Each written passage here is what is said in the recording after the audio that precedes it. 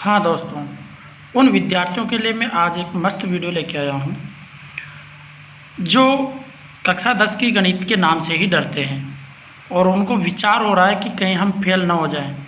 तो दोस्तों, आप फेल होने की टेंशन छोड़िए और उन विद्यार्थियों से आप कह दीजिए कि फेल आप होंगे नहीं, अगर आपने 4 पेज भी सही तरीके से रट लिए तो। ये मैं गारंटी के साथ, दावे के साथ कह सकता हूँ। ये 4 पेज क्या हैं? ये है कक्षा 10 की गणित के महत्वपूर्ण सूत्र। आपके एग्जाम में कोई सा भी क्वेश्चन आ जाए, हर क्वेश्चन में जो भी आपको नाम दिख जाए उस नाम के आधार का उसमें सूत्र लिख दो, आप पास होंगे 100% गारंटी के साथ, दावे के साथ कह सकता हूँ। ये वीडियो उन विद्यार्थियों के लिए लाभदायक होगी जो विद्यार्थी ये सोचते हैं कि लॉकडाउन के कारण से हमारी पूर्णतया पढ़ाई बाधित हो चुकी है, अब हमारा पास होना मुश्किल है। तो टेंशन ना लें, आप केवल इन 4 पेज को रट लीजिए और इन 4 पेज को लिख के आ जाइए। अपनी कॉपी में खाली ना छोड़ के आए, बोर्ड की कॉपी खाली नहीं रहनी चाहिए, उसमें कम से कम इन 4 पेज की तो नकल मार दो। प्रत्येक क्वेश्चन में आपको जैसा क्वेश्चन दिखे उसका सूत्र लिख दो आपके में। इन 4 पेज को याद रखना है, फेल होने की कोई टेंशन नहीं है। ये गणित के वो सूत्र है या वह मंत्र है जो विद्यार्थियों को दिए जाते हैं जिससे वो पास हो सके। तो देखते हैं इन मंत्रों में पहला ही मंत्र क्या है। और जो विद्यार्थी हमारे चैनल पे नए हैं वो चैनल को सब्सक्राइब जरूर कीजिए और बेल आइकन जरूर ऑन कर लीजिए, क्योंकि मैं महत्वपूर्ण क्वेश्चंस भी डालने वाला हूं अभी 1-2 दिन के अंदर ही। तो आप तक वो क्वेश्चन तुरंत पहुंच जाएँ, इसके लिए आप चैनल को सब्सक्राइब और बेल आइकन ऑन रखिएगा। अब स्टार्ट करते हैं अपन गणित के महत्वपूर्ण सूत्र। देखो, सबसे पहले मैं आपको बता दूँ, ये PDF आपको व्हाट्सएप के जरिए भी मिल जाएगी। अगर आपको कहीं एक जगह सूत्र नहीं लिखे हुए हैं तो मेरे से ले सकते हो।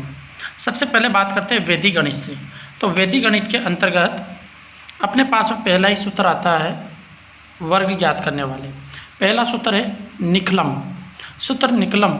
अब अपने से क्वेश्चन पूछा जाए वहाँ पे कि निकलम विधि के द्वारा आपको वर्ग ज्ञात करना है, तो निकलम विधि से वर्ग तब ज्ञात करोगे ना जब आपको पहले उसका मेन फंडा याद रहेगा।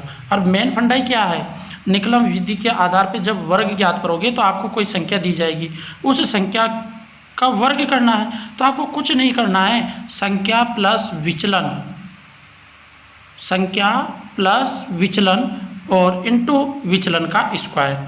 आपको विचलन का स्क्वायर, संख्या प्लस विचलन इनटू विचलन का स्क्वायर आपको करना है। इसमें ही आपका सवाल हो रहा है कहाँ दिक्कत है। इतना सा सूत्र लिखने पर इसमें आप मान रखोगे जिसमें आपका सवाल हो जाएगा। दूसरा सूत्र है निकलम विधि के आधार पर या यावदुनम तावदुनी के द्वारा वर्ग ज्ञात करना। तो संख्या का वर्ग अपने को ज्ञात करना है, तो उपादार इंटू संख्या प्लस विचलन बटा विचलन का स्क्वायर। ये विचलन शब्द है क्या? देखो, विचलन अपने द्वारा जो आधार माना जाता है उस आधार में से उस संख्या का अंतर देखते हैं, भाई ये अंतर कितना आ रहा है, वो विचलन कहलाएगा उसका। ठीक है। अब इसके बाद में देखिए, इसके बाद में घनफल वाला सूत्र है, सूत्र निकलम आधार से। तो संख्या का स्क्वायर, संख्या प्लस 2 इंटू विचलन इंटू 3 इंटू विचलन का स्क्वायर ऑब्लिक विचलन का क्यूब। इस प्रकार से अपने को ये सूत्र उपयोग में लेना होता है। तो 3 इंटू विचलन का स्क्वायर, देखो ये ऑब्लिक का डंडा है ना, तो इंटू नहीं है ऑब्लिक। तो ऑब्लिक लगाने का मतलब ये है कि यहाँ से दूसरा पार्ट स्टार्ट हो जाता है। तो ये अपने पास में संख्या प्लस 2 इंटू विचलन ऑब्लिक 3 इंटू विचलन का स्क्वायर ऑब्लिक विचलन का क्यूब, ये हमारा सूत्र बन जाएगा। अब इसके बाद में देखिएगा तीसरा जो महत्वपूर्ण सूत्र आ रहा है अपने पास में, वह है, ध्यान से सुनिएगा, घनफल ज्ञात करना। तो निकलम विधि द्वारा जब घनफल ज्ञात कर रहे हो तो उसके लिए अपने को पहले वर्ग वाला सूत्र भी याद रख लेना है और घनफल वाला भी याद रख लेना है। तो अगर निकलम विधि से वर्ग ज्ञात करें तो संख्या प्लस 2 इंटू विचलन ऑब्लिक 3 इंटू विचलन का स्क्वायर ऑब्लिक विचलन का क्यूब। और यदि घनफल ज्ञात करना है तो संख्या का जो उपादार अंक है उसका स्क्वायर इंटू संख्या प्लस 2 इंटू विचलन ऑब्लिक उपादार अंक इंटू 3 इंटू विचलन का स्क्वायर ऑब्लिक विचलन का क्यूब। इस प्रकार से अपने को ये सूत्र याद रखने हैं निकलम विधि के आधार पे। अब आगे देखिएगा, रेखिक समीकरण के हल, जो रैखिक समीकरण अपन हल करते हैं तो उन रैखिक समीकरणों के हल क्या मिलते हैं। आपके पास है मानक समीकरण है ax + b = cx + d। तो इसका जो हल मिलेगा, x की जो वैल्यू फाइंड करोगे आप, वो कुछ भी नहीं है, d minus b upon a minus c. आप इसको पूरे को वज्र गुणन करके सोल्व करोगे, x की वैल्यू पक्षांतर करके निकालोगे तो ये वैल्यू आपके पास में आ जाएगी। तो x बराबर d minus b upon a minus c. ठीक है, इसी प्रकार से नीचे मैंने 2-3 और सूत्र दे रखे हैं, आप इनको ध्यान से देखिएगा। अब आगे देखिए, महत्वपूर्ण बात अपने पास में अब आती है, जिसमें वास्तविक संख्याओं के HCF और LCM ज्ञात करने का महत्वपूर्ण सूत्र। अब आपका सवाल आ गया वहाँ पे कि 2 संख्याओं का HCF ज्ञात कीजिए या 2 संख्याओं का LCM ज्ञात कीजिए। तो अब LCM HCF तो अपन गुणनखंड विधि से आसानी से कर लेते हैं, परंतु जब आपको LCM दे दिया जाए, 2 संख्याएं दे दी जाए, फिर HCF पूछे, तो फिर उस कंडीशन में आपको इन सूत्रों का उपयोग करना होता है। अब आपके पास में यहाँ 4 सूत्र दिख रहे हैं आपको दिखने में तो, परंतु मैं बताऊँ ये चारों सूत्र एक ही सूत्र के पार्ट है। सूत्र क्या है वह सुनिएगा कि दोनों संख्याओं का गुणनफल, अर्थात दोनों संख्याएं अपने पास में कौन सी हो जाएगी कि a इंटू बी बराबर HCF इंटू LCM, अर्थात दोनों संख्याओं का गुणनफल और HCF इंटू LCM का गुणनफल हमारे पास में ये सूत्र होता है। और इस सूत्र के माध्यम से आप किसी भी पार्ट को याद कीजिए, सबके मान निकलते हैं। तो ये चारों पार्ट इसी के आधार पर बने हुए हैं। तो आपको 4 सूत्र याद नहीं करने हैं, आपको सूत्र याद करना है कि दोनों संख्याओं का गुणनफल बराबर HCF इंटू LCM। अब इसके बाद में देखिएगा, दूसरा जो इसमें महत्वपूर्ण सूत्र है वह है बहुपद द्विघात समीकरण के लिए। अब द्विघात समीकरण कोई सी भी दे दी जाए, आप श्रीधराचार्य विधि से हल कर दीजिए। अब श्रीधराचार्य से हम हल करेंगे तो पहले अपने को द्विघात समीकरण पता होना चाहिए। अब द्विघात समीकरण होती है कोई भी संख्या का ax² + bx + c बराबर 0। अब इसके अपने को मूल निकालने हैं, तो मूल निकालने के लिए अपन क्या करेंगे, सूत्र लगाएंगे श्रीधराचार्य जी का कि x बराबर -b। अब ये जो b की वैल्यू है ना, ये आपको समीकरण से लिखनी है। x का जो गुणांक रहेगा वो b की वैल्यू रहेगी, और विपरीत चिन्ह के साथ में। अगर माइनस की संख्या है तो प्लस बना दिया नहीं, प्लस की है तो माइनस बना देनी है। प्लस माइनस √b² - 4ac बटा 2a। तो इस सूत्र को तो आप रट लीजिए, परीक्षा में सवाल भी आएगा और आपको ये सूत्र लिखना भी पड़ेगा। अगर इसको लिखते हो जिसमें आपका 1 नंबर पक्का है, ये मैं दावे के साथ कह दूँ, तो 1 नंबर आपका कंप्लीट हुआ ना। तो मैं अभी आपको 14 नंबर कंप्लीट करके बताऊंगा, 14 नंबर में आप पास हो रहे हो तो कोई टेंशन नहीं है। अगर इन 4 पेज को भी आप नहीं पढ़ोगे और 4 पेज को भी याद नहीं करोगे तो फिर पास होने के सपने ना देखिए। ठीक है, अब आगे देखिएगा, द्विघात समीकरण के मूलों की प्रकृति। अब ये भी क्वेश्चन अक्सर अपने से पूछा जाता है। तो मूलों की प्रकृति में क्या करना है, सुनिए। ये द्विघात समीकरण है ax² + bx + c बराबर 0। अब इसके मूलों की प्रकृति अपने को निकालनी है, तो इसमें एक विवेक्तर का सूत्र है। इस विवेक्तर के सूत्र को याद रखना कि ये क्या होता है, b² - 4ac। अब आपको रटना नहीं है, ये कहाँ से याद रखना है, श्रीधराचार्य जी से। तो श्रीधराचार्य जी में अपन देख चुके थे b² - 4ac। अब यदि इस अंडर रूट के अंदर आने वाले वैल्यू के मान, अगर हमारे पास में इसका मान 0 से बड़ा आता है, अर्थात धनात्मक संख्या प्राप्त होती है अंडर रूट में, तो ये मान के चलो कि उस समीकरण के दोनों मूल वास्तविक होंगे। और यदि 0 के बराबर आता है मान, तो दोनों मूल समान होंगे, वास्तविक होंगे, समान होंगे। अगर 0 से कम आ जाए, ऋणात्मक आंसर आ जाए, तो आपके दोनों मूल काल्पनिक होंगे। b² - 4ac को अगर हल करने पर माइनस में आंसर आ जाए तो आपके दोनों मूल क्या होंगे, काल्पनिक होंगे। तो ये भी आपको ध्यान रखना है। अब इसके बाद में देखिए, 2 चरों वाले रैखिक समीकरण एवं असमीकाएं। तो 2 चरों वाले रैखिक समीकरण एवं असमीकाओं के बारे में समझते हैं अपन।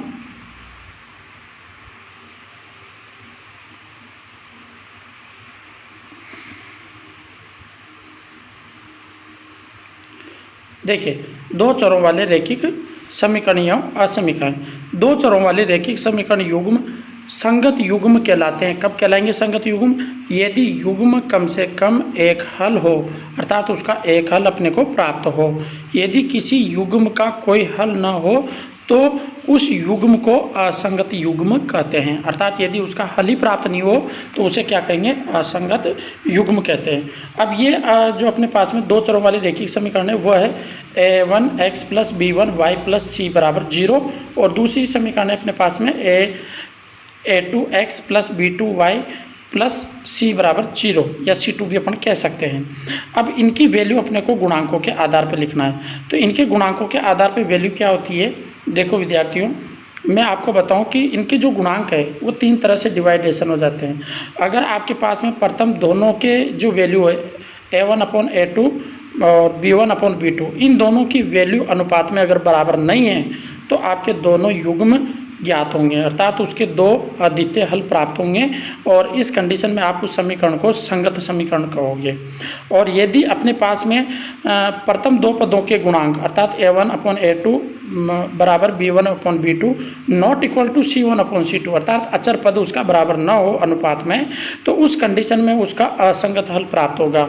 और यदि तीनों बराबर है तो भी अपने को संगत हल प्राप्त होंगे, परंतु हलों की संख्या अनंत होगी, यहाँ पे अपरिमित हल प्राप्त होते हैं अपने को। अब इसके बाद में देखिएगा समांतर श्रेणी से संबंधित। समांतर श्रेणी का ये सूत्र आपको रट्टा मारना है, परीक्षा में आएगा, लिखना भी पड़ेगा। अब 1 नंबर ऊपर बता चुका था और 1 2 नंबर यहाँ पे है, एक तो व्यापक पद वाला और एक योग ज्ञात करने वाला, तो 3 नंबर हो गए ना। अब 3 नंबर में देखो यहाँ पे 2 नंबर का 1 नंबर का रहेगा। एक तो समांतर श्रेणी का व्यापक पद an बराबर a plus n minus 1 into D, a plus n minus 1 into T. और यदि अपने को पदों का योग ज्ञात करना है तो पदों का योग ज्ञात करने का सूत्र हो जाएगा n/2 कोष्टक 2a plus n minus 1 into D. तो इसको अपने को याद रखना है। 2 नंबर दे रहा है यार, 2 सूत्र है, 2 नंबर मिल रहे हैं, तो फिर भी इतना भी नहीं करेंगे तो क्या करेंगे अपन, इतना तो करना पड़ेगा ना। तो आपके 3 नंबर कंप्लीट हो गए हैं। अब दावे के साथ कह रहा हूँ आप पास होंगे, केवल आप इस वीडियो को अंत तक देखते जाइएगा। अब इसके बाद में त्रिकोणमितीय अनुपात है। अब त्रिकोणमितीय अनुपात में साइन का सूत्र है, कोस का सूत्र है, टेन का सूत्र है, ये दुनिया भर के सूत्र है, पर मैं कहता हूँ इनको मत रटो आप। तो आप केवल एक चीज़ याद रखो, लाल बटे काका, LAL बटे KKA, इसको याद रख लो, लाल बटे काका को। और लाल बटे काका को याद रख लो, उसी से आपके सारे सूत्र बन जाएंगे। मैंने आपको जैसे पढ़ा रखा था उस समय भी आपको मिल गया होगा। और यदि समझ में नहीं आ रहा है तो हमारी वीडियो को, जो मैथमेटिक्स की वीडियो डली हुई है त्रिकोणमिति की, उसको आप सर्च करके उसको देखिएगा। उसमें लाल बटे काका के सूत्र का उपयोग किस तरह से किया जाता है मैंने आपको सिखा रखा है। तो इन सूत्रों को आप याद करो तो भी ठीक, ना करो तो भी ठीक, इनसे अपने को इतना ज़्यादा फायदा नहीं मिलने वाला है। अब इसके बाद में आपको आगे देखिएगा, ये 3 सरल समीकरण हैं, इनको आप केवल पढ़ लीजिए, जो आपके कई सवाल करने में मदद करेगा। Sine square theta plus cos square theta बराबर 1। अगर साइन में आपको कोई छोटा सा सवाल मिल जाए 1 नंबर का कि sine square 30 degree plus cos square 30 degree का मान याद कीजिए, तो तुरंत आगे मीच के 1 लिख देना आप, तो दोनों तरफ बराबर कोण है तो, और स्क्वायर लगा हुआ है तो ऐसे ही दूसरी सरल समीकरण है 1 प्लस टेन स्क्वायर थीटा बराबर सेक स्क्वायर थीटा, और तीसरी है 1 प्लस कोट स्क्वायर थीटा बराबर कोसेक स्क्वायर थीटा। तो अगर याद रहती है तो याद कर लीजिए, नहीं रहती है तो कोई बात नहीं, इस टेबल को भी आप याद करने की कोई ज़रूरत नहीं है, ठीक है। तो ये 3 सरल समीकरणों को ध्यान में रखना, लाल बटा काका को ध्यान में रखना, जिससे आपका काम हो जाएगा। और अपनी त्रिकोणमिति की जो एक्सरसाइज है उसके शुरुआती क्वेश्चनों को आप जरूर सोल्व करना, जिसमें आपके यहाँ पे 3 नंबर आपको मिलेंगे। मैं तो नहीं कह रहा भाई 3 नंबर मिलेंगे, पर 3 नंबर मिलने की संभावना है आपके लिए। अब आगे देखिएगा निर्देशांक ज्यामिति। अब फिर आपको सूत्र रटना है। अब सूत्र रटोगे तभी तो अपना काम चलेगा। अब क्या रटोगे कि देखिएगा, निर्देशांक ज्यामिति में 2 बिंदुओं के मध्य दूरी ज्ञात करने का सवाल आएगा, 100% है। 2 बिंदुओं के बीच में दूरी सूत्र लगाना ही पड़ेगा आपको, कोई सा भी सवाल दे दे इसके बिना होगा ही नहीं। निर्देशांक ज्यामिति का अगर आपका सवाल आ रहा है तो कार्तिक निर्देशांक वाला, अब सवाल को कैसे पहचानोगे, आपको कोष्टक में बिंदु देगा वो 1 2 3 5 इस तरह के, तो ऑटोमेटिकली सवाल पहचान में आ रहा है और उसमें आपको ये सूत्र ठोक देना है। अब ठोक देते ही आपका 1 नंबर पक्का हो गया ना। तो 3 नंबर ऊपर हो गए, 1 नंबर ही हो गया। कितने नंबर हुए? 4 नंबर। तो ध्यान रखिएगा, दोनों बिंदुओं के बीच की दूरी का सूत्र होता है PQ बराबर √x2 माइनस x1 का whole square plus y2 minus y1 का होल स्क्वायर, ठीक है। तो बिल्कुल सिंपल सा x2 माइनस x1 का whole square y2 minus y1 का होल स्क्वायर अंडर रूट लगा देना। या हिंदी में याद रखना तो हिंदी में भी याद कर सको, तो भुजाओं का अंतर का वर्ग प्लस कोटियों के अंतर का कोटियों का अंतर का वर्ग। तो इस प्रकार से अपन याद कर सकते हैं। इसके अलावा अब 1 नंबर का फिर सूत्र आपका आ गया, इसको भी रट्टा मारना है। कौन सा सूत्र आ गया साहब, इसको अभी तो एक तो रटवाया ही है, फिर कौन सा रटवाओगे? अब इसको रटवाऊंगा, मध्य अनुपात वाला, क्योंकि आपके निर्देशांक ज्यामिति में अनुपात का भी क्वेश्चन आएगा। 2 क्वेश्चन आ रहे हैं यहाँ से, एक तो दूरी सूत्र वाले का आना है और एक अनुपात वाला आना है।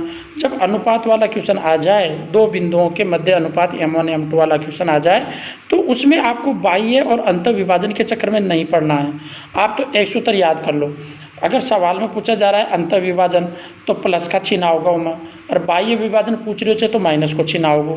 ठीक है, तो आपने वैसे पाठ्य पुस्तक में बाह्य विभाजन का बहुत कम सवाल है, वैसे टेंशन न लेनी। अंतर विभाजन को ज़्यादातर सूत्र आपसे पूछे जाओगे। सूत्र है M1x2 + M2 x1 बटा M1 + M2 तथा y बराबर M1 y2 + M2 y1 बटा M1 + M2। इसको आसानी से अपन याद कर सकते हैं। ठीक है, ऐसे बाह्य विभाजन का सूत्र याद कर लीजिए। तो अब आपके कितने हो गए? 5 नंबर हो गए। तो 5 नंबर तक तो आपको कोई समस्या नहीं है। 5 सूत्र याद किए, 5 नंबर मिल रहे हैं, तो इनको तो जरूर याद करेंगे ना। अंतर विभाजन, बाह्य विभाजन 10 बार लिखिएगा, कॉपी में लिख लिख के याद कीजिए। जिसको PDF की आवश्यकता है वो मेरे से सूत्रों की PDF मांग लीजिए, मैं आपको दे दूँगा। मेरे व्हाट्सएप नंबर पर आप कॉन्टैक्ट कर सकते हो।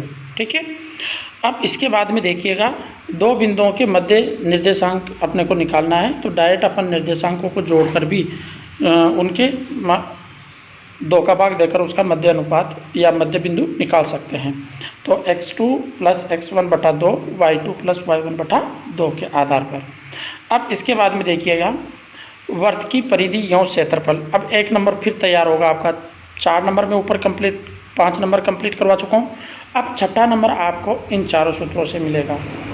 अब देखो, ये कहते हैं कि साहब चारों सूत्र याद रखना पड़ेगा। हाँ भाई, चारों याद रखने पड़ेंगे। वहाँ कौन सा एग्जाम में आ जाए ये कोई ज़रूरी नहीं है, पर अधिकतर मैं आपको बता दूं, एग्जाम में आने के लिए या तो तीसरा सूत्र आएगा या चौथा सूत्र आएगा। इन 2 को तो याद रखिए, क्योंकि ऊपर पहला सूत्र है वर्त की परिधि 2πr, ये तो आपको पहले पता है। वर्त का क्षेत्रफल πr², ये भी आपने रट रखा है। तो बाकी बच्चों का ही त्रिज्यखंड की चाप की लंबाई, त्रिज्यखंड की चाप की लंबाई का सूत्र होता है 2πr थीटा बटे 360। 2πr वर्त की परिधि लिख दी, 2πr × थीटा बटे 360। ये हमारे पास में इसका चाप की, त्रिज्यखंड की चाप की लंबाई का सूत्र होता है। अगर अपने को इसका सूत्र चाहिए, क्षेत्रफल चाहिए, तो क्षेत्रफल भी निकाल देंगे। क्षेत्रफल के लिए वर्त का जो क्षेत्रफल है उसको लिखेंगे। वर्त का क्षेत्रफल क्या है? πr² × थीटा बटे 360, πr² थीटा बटे 360, उसको लिख देंगे, जिसमें अपने पास में क्षेत्रफल का हो जाएगा। अब वर्तखंड का क्षेत्रफल निकालना है, तो त्रिज्यखंड के क्षेत्रफल में से -1/2 r² sin theta, r² sin theta, इसको लिख देंगे, जिसमें अपने पास में वर्तखंड का क्षेत्रफल। तो आपको सवाल नहीं आ रहा है तब भी वहाँ वर्तखंड का सवाल पूछे तो सूत्र तो लिखो, 1 नंबर मिलेगा। 6 हो गए अब आपके नंबर। क्या ये पूछेगा 1 नंबर मिलेगा? तो आपके कितने हो गए अब तक? 6 नंबर हो चुके हैं। अब आगे देखिए, अगला पृष्ठीय क्षेत्रफलों से संबंधित अपने को चर्चा करनी है विद्यार्थियों। अब यहाँ से भी आपको 1 नंबर मिलेगा, पर इस 1 नंबर के लिए आपको 2 नंबर मिल जाएंगे, पर इसके लिए लंबी चौड़ी माथाफोड़ी करनी है। क्या लंबी चौड़ी माथाफोड़ी करनी है? कि 1 से लेकर इसमें कम से कम भी 17, 18, 20, 22 सूत्र हैं। इन सब सूत्रों को आपको याद रखना है, तब जाके आपके 2 नंबर मिलेंगे। अब यदि जिनसे याद होता है तो याद कीजिए, जिनसे नहीं होता है तो कोई बात नहीं।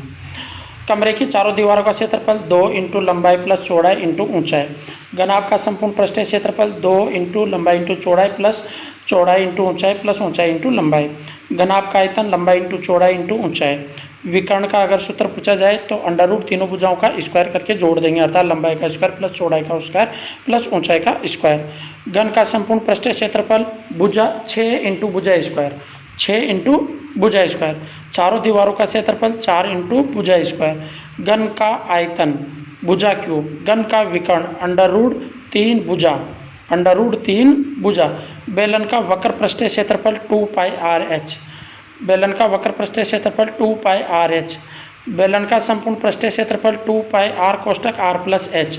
बेलन का आयतन πr²h, बेलन का आयतन πr²h।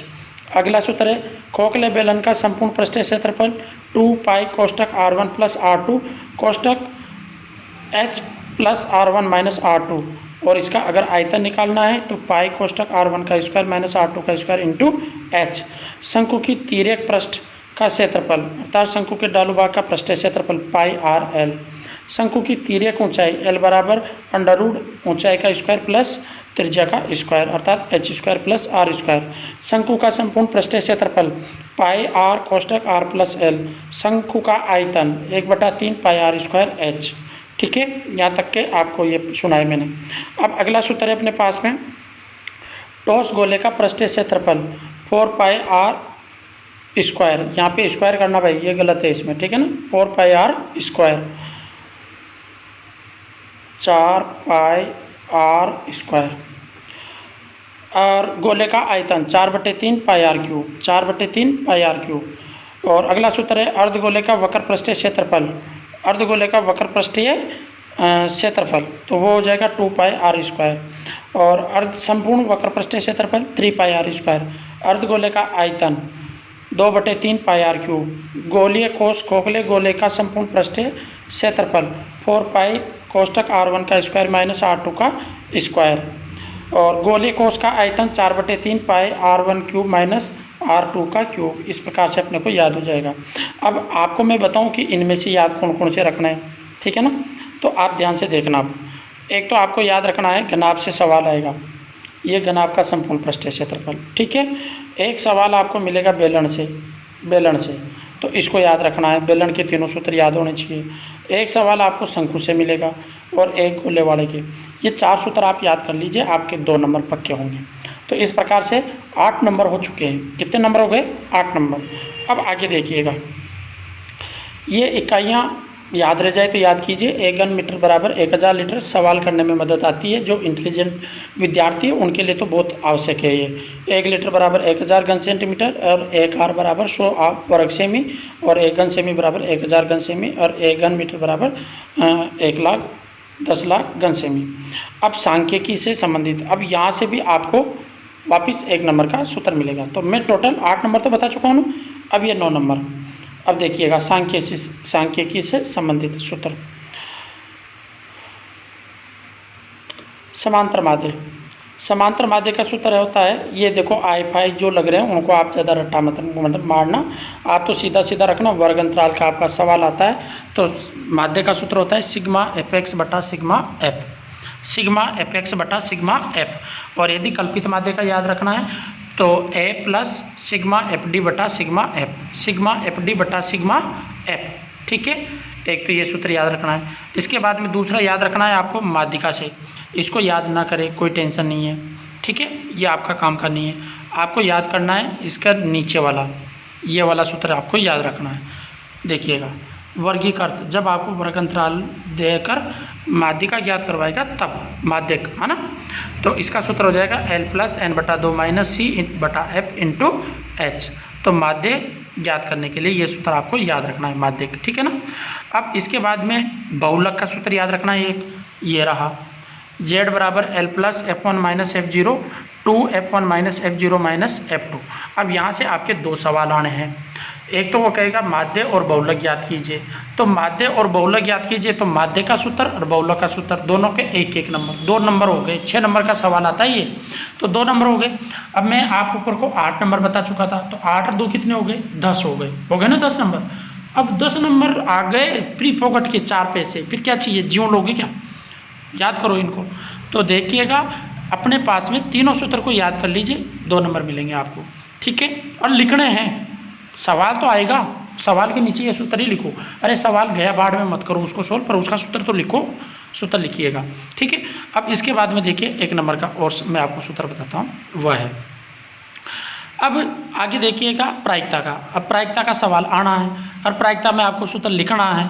प्रायिकता घटित हो, प्रायिकता घटित न हो, उससे कोई लेना देना नहीं है। एक तो इस सूत्र को आप रट लीजिए, घटना ए की अनुकूल घटनाएं बटा निश्चय से घटनाएं। अब आप इसको सीधे फॉर्म में याद कीजिए, कैसे कि अनुकूलित घटना बटे कुल घटना, संभावित परिणामों की अनुकूलित घटना बटे कुल घटना, या संभावित परिणामों की घटनाएं बटे संभावित कुल परिणाम, ये भी लिख सकते हो। तो कोई सा भी अपने हिसाब से उसको लैंग्वेज को याद रखिएगा। और एक इसको रट्टा मार लीजिए। अब 1 नंबर यहाँ का हो गया, 1 नंबर यहाँ का होगा। अब 11 नंबर हो गए ना, 11 और 1 12वां नंबर। P बराबर प्रायिकता घटित हो या प्रायिकता घटित न हो, दोनों का योग हमेशा 1 होता है, तो इसका सूत्र होता है पी ई बार बराबर 1 माइनस पी ई। तो ये अपने पास में सूत्र हो जाएगा। और इसके माध्यम से क्वेश्चन क्या पूछेगा कि एक बल्ब की जलने की प्रायिकता 0.95 है। कितनी है? 0.95 है। तो प्रायिकता घटित न होने की बताओ। तो घटित न होने की बताएंगे तो अपन क्या करेंगे, 1 में से 0.95 को घटा देंगे। ये सवाल अक्सर आपसे पूछा जाता है ऐसा, ठीक है। तो अब कितने हो गए? 11 नंबर हो चुके हैं आपके, हो गए ना 11 नंबर। अब आगे देखिए, एक और मैं आपके लिए महत्वपूर्ण सूत्र लेके आया हूँ जो आपके 12वें नंबर का होगा। कौन सा? यू वेग से गति करती हुई वस्तु को ब्रेक लगाकर एस दूरी के अंदर रोका जाता है, तो उसके लिए हमारे पास में सूत्र बनता है एस बराबर यू स्क्वायर अपॉन 2a। ये तो नहीं है काम का, परंतु ये आपका प्रतिक्रिया दूरी या रुकने की दूरी का सूत्र। तो रुकने की दूरी का सूत्र होता है प्रतिक्रिया दूरी प्लस अवरोध की दूरी, प्रतिक्रिया दूरी प्लस अवरोध की दूरी, रुकने की दूरी का सूत्र, ठीक है ना। तो 1 नंबर ये हो गया। तो कितने नंबर हो गए? 12। अब आप 12 नंबर परीक्षा में लेके आओ, फिर मेरे से कहना कि सर 12 नंबर नहीं आए। आप इनको लिख के आओगे तो 12 नंबर तो आएंगे, 100% आएंगे। पेपर वाला भी देगा, क्योंकि तुम्हारे को फेल करना नहीं चाहता वो भी। उनको भी पता है कि आप लॉकडाउन से पढ़ नहीं रहे हो, पर इन 4 पेज को तो पढ़ो, और 4 पेज को भी नहीं पढ़ोगे फिर कहोगे कि साहब फेल हो गए।